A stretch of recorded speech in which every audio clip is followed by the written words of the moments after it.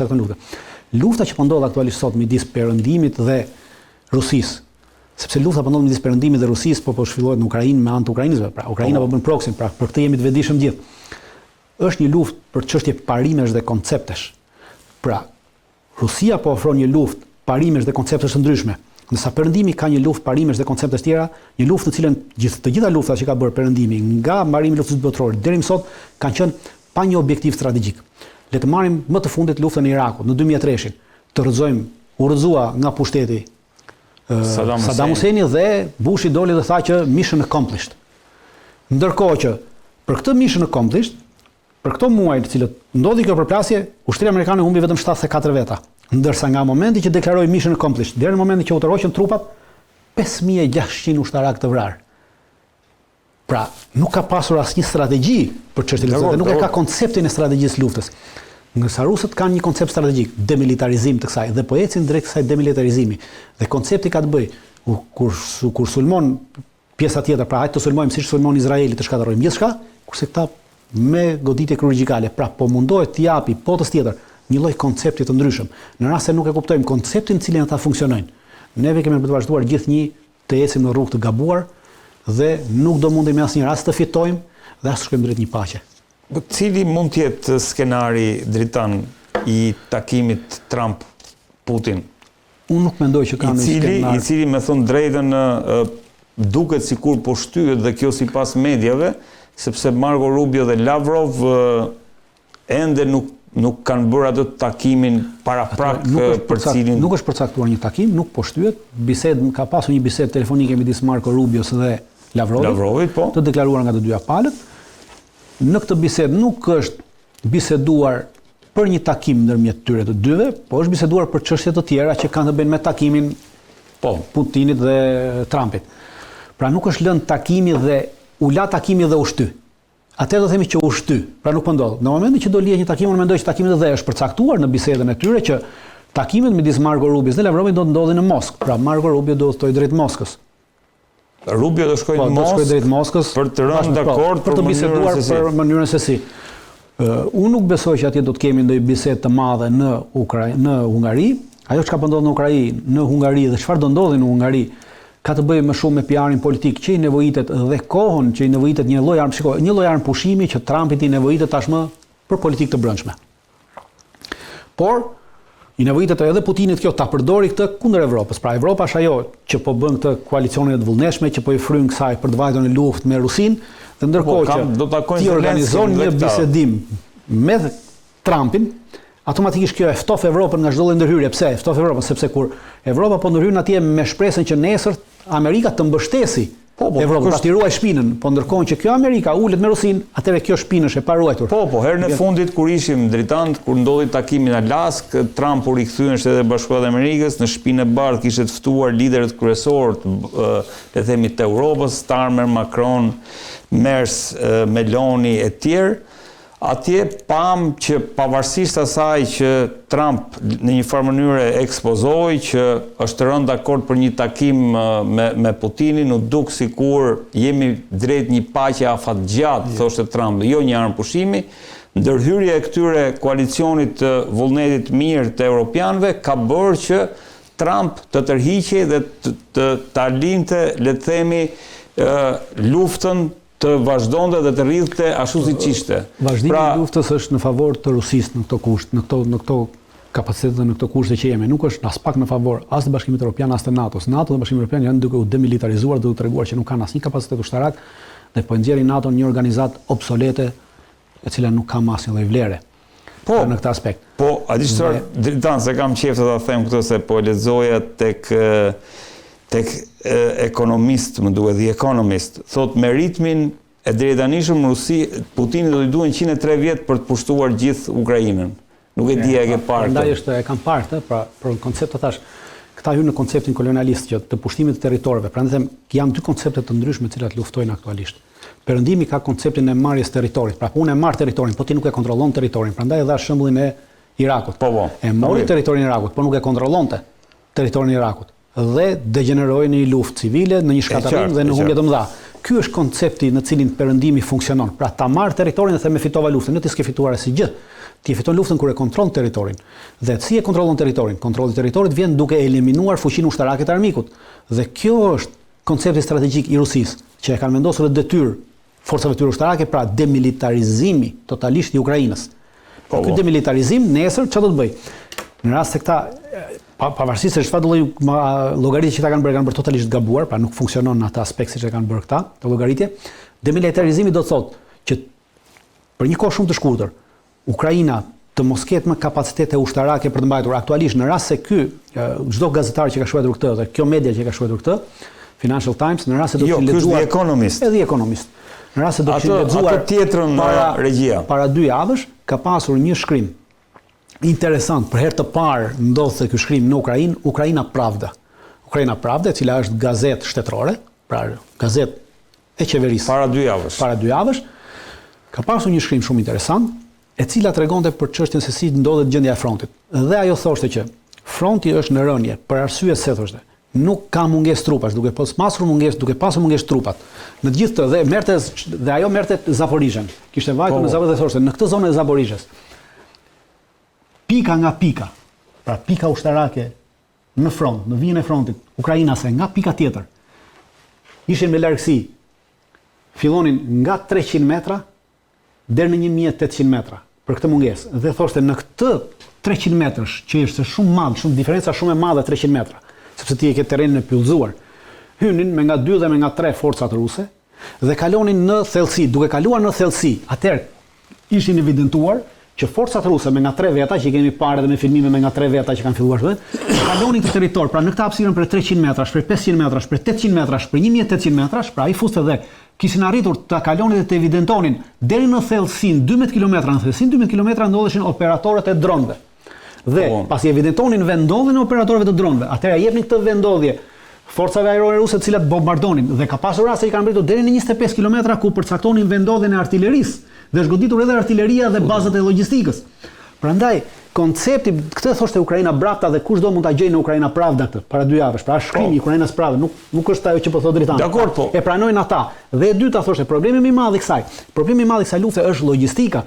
Dhe këta që kanë shkruar nuk kuptojnë konceptin e thellësisë strategjike dhe thellësisë strategjike të logjistikës. Rusia aktualisht ka thellësi strategjike, pra logjistikën e saj ka të garantuar, ti nuk ja rrëpudon, ajo prodhon çdo ditë. Ukraina nuk ka logjistikë të garantuar, për arsye se duke mos pasur forca ajrore dhe mbulimin ajror ka 0. Aktualisht të gjithë logjistika që vjen është nën goditjen dhe baza logjistike i ka në kufi. Baza logjistike i ka këtu, në kufi me Polonin. Dakor, po. Dhe imagjinoni baza logjistike që të vijë deri këtu. Pra është një rrugë gjatë e cila është nën kontroll, totalisht, sepse është territori pa kontrolluar, i pambajtur, sepse ka përmbledhur forca këtu. Dhe kjo është e kushtueshme. Logjistika e tillë është tepër e kushtueshme dhe për këtë fliste edhe ky shkrim. Pra, shkrim fliste edhe për çështje logjistike, e cilat është problem i madh për të sjellë sot është karburant. Dakor, po, Dritan, kjo viza aty, a nuk është harta e Khersonit kjo, domthon kjo këtu. Po. Domthon Khersonin, Zaporizhën dhe Donetskin ende nuk i ka marrë tërësisht Rusia, nuk i ka pushtuar tërësisht. Jo, nuk i ka pushtuar. Të thoshte ky shkrimi se këtu e ka marrë dhe hartën. Po këtu është problemi. Thotë i duhet 5 vjet me këto ritme. Nuk i duhet 5 vjet me këto ritme. Unë ja them dhe vitin në 2027 kjo mbaron janë të gjitha të marra, sepse nuk llogaritet me ritmin se këta gabimi i tyre është llogaritet me ritmin që ecën. Pra sot ata mund të ecin 1 kilometër, 100 metra dhe duke llogaritur ti me ritmin ditor të marrjes së territorit, ata bëjnë gabim tjetër. Nuk llogaritet në këtë mënyrë. Lufta nuk llogaritet me ritmin ditor të ecjes, llogaritet me kapacitetet tua ushtarake dhe shkatërimin e kapacitetit ushtarake të armikut. Pra në momentin që ti eliminon forcat armike dhe ky nuk ka fuqi, si thua. Ky 300 metrash i nesër bëhet 1 kilometër. Kur bëhet 1 kilometër, ai hyn këtu dhe të krijon ato xhepat, pra çfarë janë krijuar këto xhepat.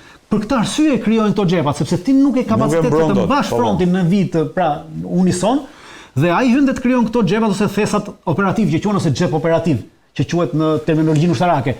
Dhe ta lëviz të frontin, pra i fut në xhep operativ dhe kjo vjen humbje të kapaciteteve të tua ushtarake dhe njerëzore. Dhe në momentin që ti nuk do kesh kapacitete për ta mbajtur atë, çfarë do bësh? Ti je detyruar të tërhiqesh. Dhe atëherë si do justifikohet kjo gazeta nesër kur kapacitetet ushtarake ukrainase do të thonë në një moment caktuar që ne do të rriqemi në këtë vizë sepse nuk kemi më kapacitete ta mbajmë këtë vizë fronti. Në moment që do heqin atëherë këta do t'i marrin 10 kilometra brenda ditës. Atëherë në rast se do llogarisim me ato 10 kilometrash brenda ditës, me atë shpejtësi që kanë llogarisur, atëherë bie që ta marri për 2 javë gjithë Ukrainën.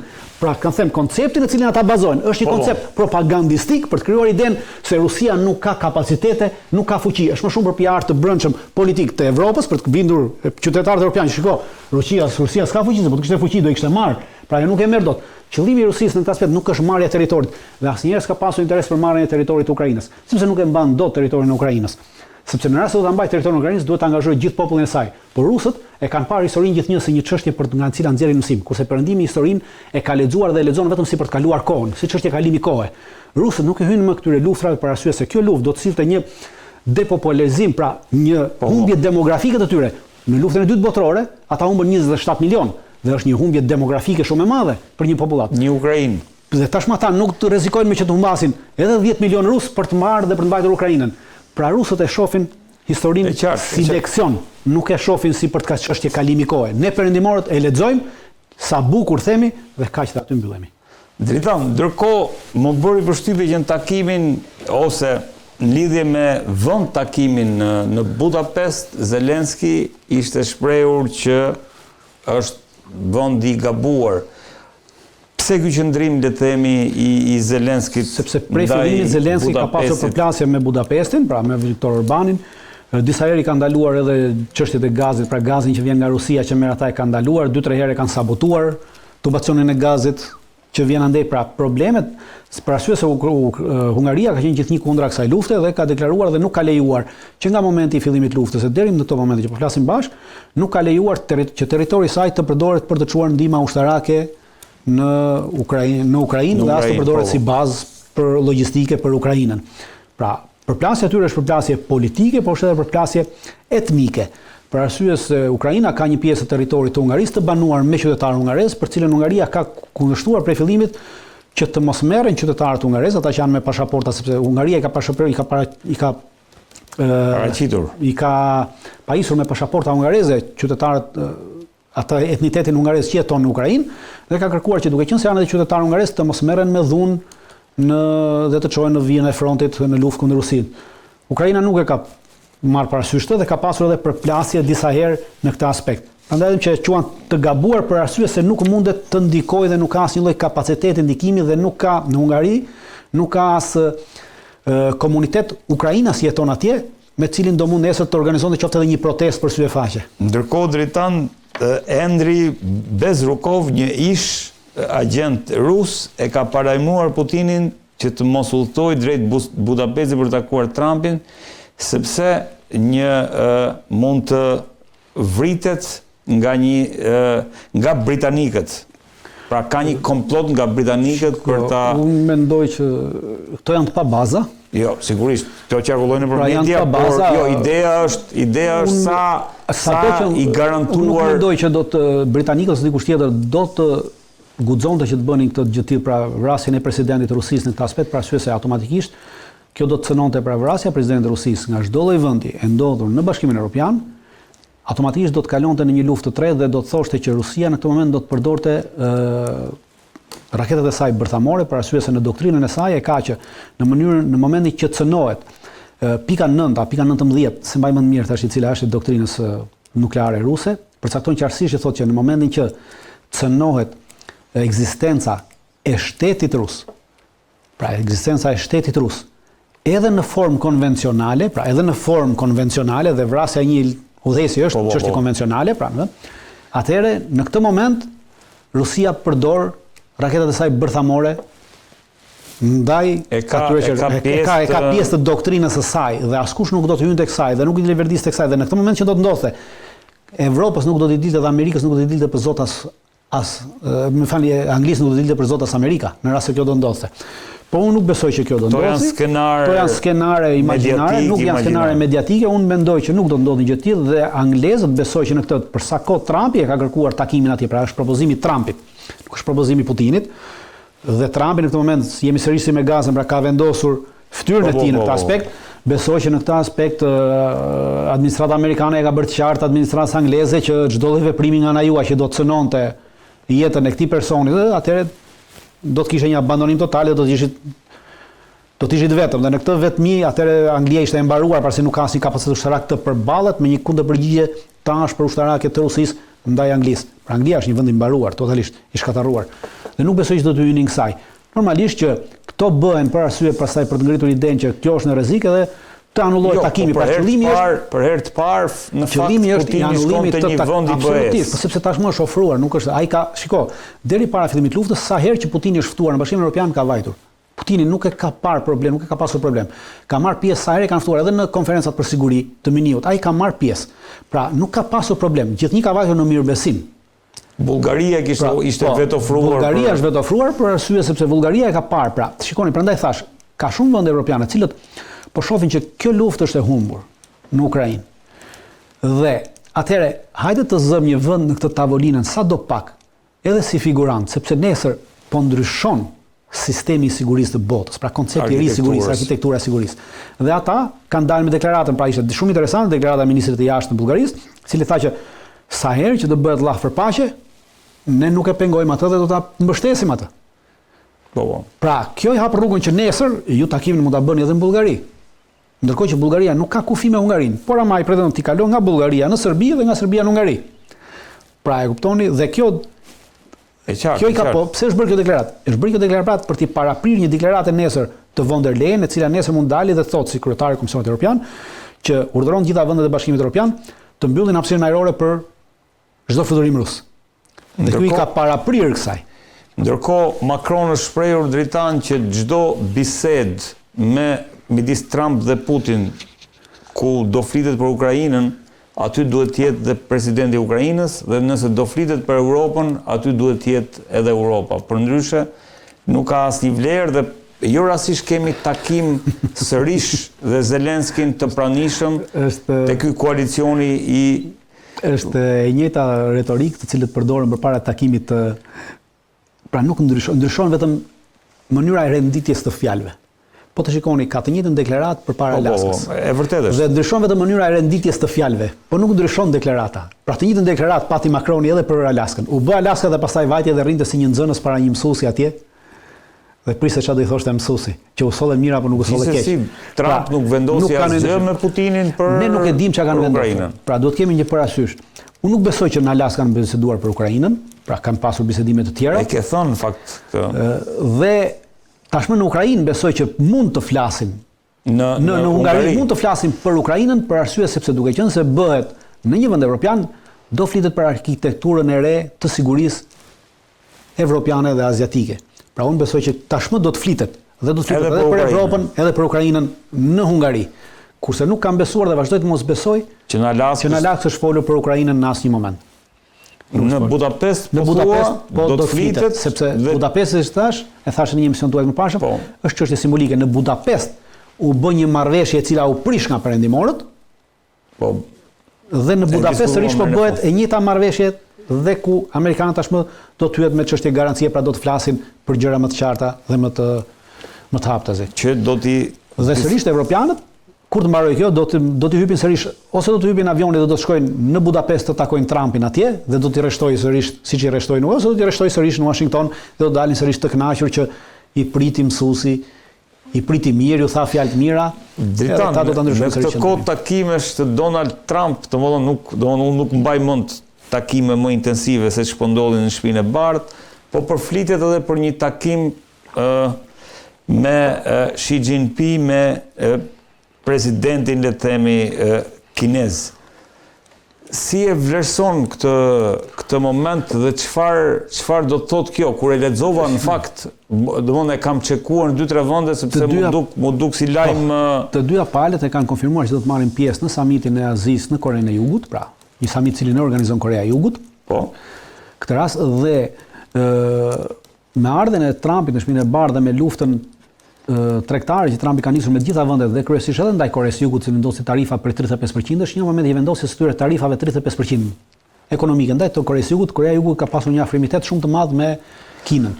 Afrimiteti ka qenë aq i madh sa Korea e Jugut para 4 muaj që ka bërë Kinës një kërkesë zyrtare që të hiqen vizat e qytetarëve koreano-jugor me Kinën, dhe Kina e ka pranuar kërkesën. Dhe aktualisht qytetarët koreano-jugor udhëtojnë pa vizë drejt Kinës, ndërkohë që deri dje duhet merrnin vizë dhe vizat ishin të limituara.